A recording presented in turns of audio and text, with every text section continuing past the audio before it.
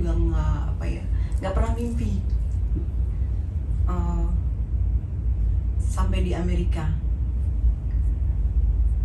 Cuman waktu itu saya kerja di depan Istana Negara.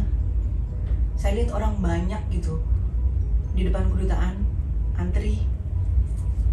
Saya pikir itu ngapain ya, kok berdiri pagi-pagi gitu. Terus dalam hati saya, mungkin nggak saya berdiri di situ, tapi terus cuman mimpi ya, nggak dipikirin.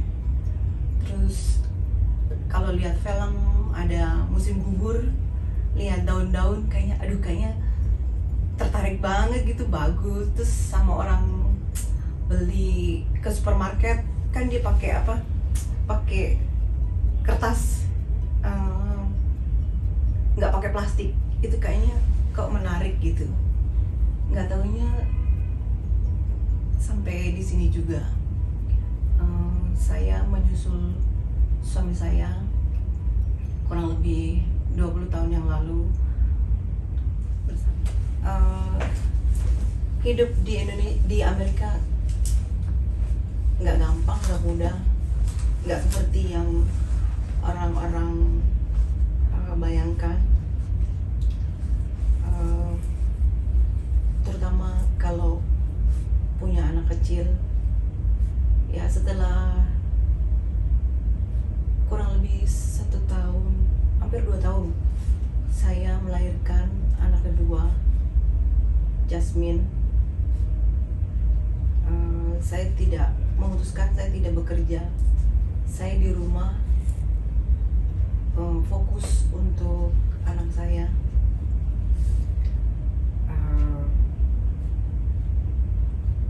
Nggak terasa saya hamil lagi. 2 tahun kemudian punya anak kembar.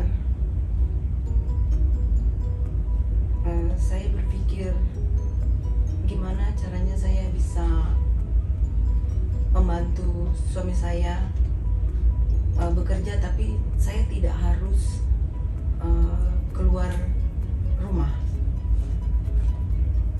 Saya memberanikan diri mengirim surat ke landlord saya kalau mungkin saya bisa membantu memasarkan apartemen, cari tenan. Saya cuma berusaha. Saya tidak yakin kalau dia mau. Karena itu ketika anak saya sudah mulai agak besar, saya berusaha mencari kerja yang tetap. Waktu itu saya bekerja di dry cleaning di daerah 15 Street, tapi saya tidak lama. Terus saya pindah lagi ke laundry di berbagai tempat. Ada yang di Germantown, ada yang di Upper Darby, ada yang di Olney. Saya cari pengalaman sampai akhirnya saya lihat ada laundry sedang dibangun dekat rumah. Waktu itu belum jadi. Saya coba datangin ke situ, tapi mereka nggak bisa bahasa Inggris karena yang kerja orang Cina. Saya tanya, mereka nggak ngerti. Terus saya coba cari informasi ke toko seberang. Saya pengen tahu siapa yang punya. Akhirnya owner dari salah satu toko yang saya datangi, dia kasih tahu saya, oh, yang punya di 7 Street. Saya coba nekat datang ke sana.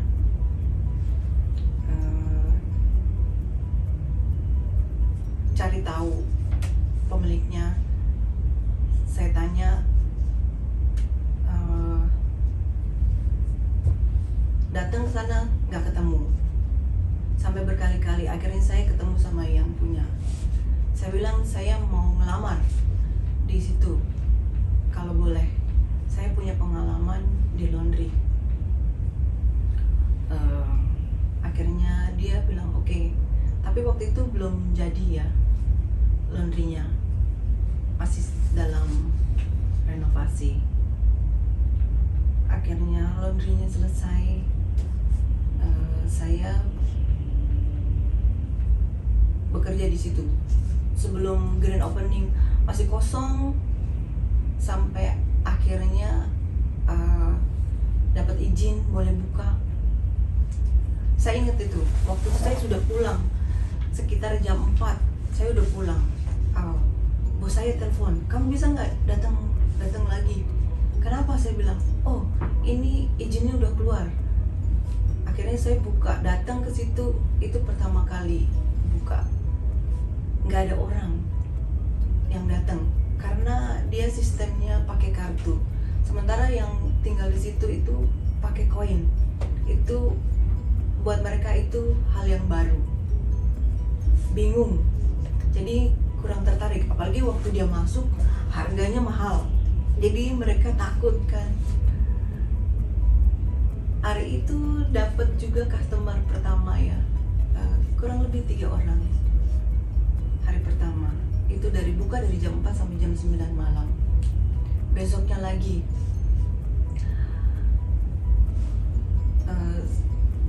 saya berusaha supaya customer itu datang ke lihat. Tujuan saya customer itu datang dulu, nggak harus cuci baju, yang penting dia masuk ke dalam. Sampai saya harus berdiri di luar, panggil ibu-ibu, suruh datang, ayo datang, lihat laundry. Karena kebetulan laundry saya dekat dengan sekolahan, saya panggil ibu-ibu yang antar anak sekolah, ayo masuk, lihat dulu. Itu sedih juga ya, maksudnya saya takut saya tidak bisa berhasil karena nggak gampang untuk mencari customer, mencari kepercayaan. Sampai saya kasih ide ke bos saya, untuk waktu itu kalau masukin duit 20 dapat $10 untuk tarik orang supaya mau cuci di situ. Lambat laun akhirnya customer datang, sampai akhirnya 3 bulan pertama banyak yang datang, sampai akhirnya sampai sekarang saya kurang lebih sudah bekerja hampir 7 tahun di situ. Dari tidak ada customer sampai sekarang bos saya punya 3 laundry. Lika-likunya banyak. Saya senang bekerja di laundry karena saya bisa ketemu orang banyak. Nggak enaknya daerah saya itu daerah pengedar obat, daerah prostitusi, nggak gampang. Kadang saya harus mengusir orang-orang itu. Kadang mereka numpang ke kamar mandi, kalau nggak dikasih marah-marah, sumpahin saya di depan customer dengan kata-kata yang kurang bagus didengar.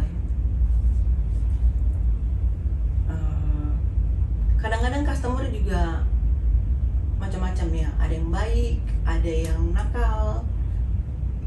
Kadang mereka suka bohong, wah ini mesinnya yang rusak, ini segala macam. Padahal mereka mau gratis supaya cuci lagi. Senangnya ketemu banyak orang, senangnya kadang-kadang customer baik, suka kasih makanan ke saya. Tuh. Prinsip saya kerja di laundry bukan cuman laundry, jaga laundry, tapi saya berusaha kasih informasi ke customer saya, apa yang saya bisa kasih informasi gratis. Saya anggap customer itu adalah teman. Sukanya saya kerja di laundry yang sekarang ini karena dekat dari rumah. Bos saya juga baik. Saya seperti teman dengan dia. Dia kasih kepercayaan saya untuk menjalani laundry itu, dari beli barang, dari take care customer, semuanya. Itu saya harus tanggung jawab. Sukanya saya kerja di laundry yaitu ketemu orang banyak. Saya tidak bosan. Saya bisa belajar dari berbagai macam orang dari berbagai negara. Saya belajar karakter mereka. Terus kebetulan waktu itu zaman pandemi, COVID baru mulai. CIMEK itu, kepala CIMEK-nya datang ke tempat saya. Dia bilang ke saya,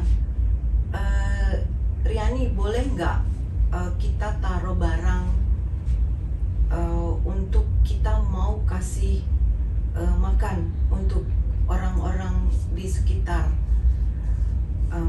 Sekitar satu hari itu mereka bisa kasih makan gratis kurang lebih 300-400. CIMEK itu cuma minta tolong bisa taruh barangnya.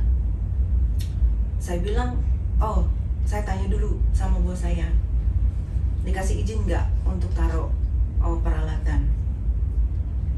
Akhirnya saya telepon bos saya bilang, ini ada non-profit organization mau kasih makan gratis ke rakyat, maksudnya orang-orang di sekitar neighbor, cuman mereka tidak punya tempat untuk taruh barang. Saya bilang sama bos saya, dulu saya volunteer di situ, saya tahu, saya kenal kepalanya di situ. Bos saya bilang, oh ya udah, nggak apa-apa, terserah, selama kamu kenal, kamu jalanin aja.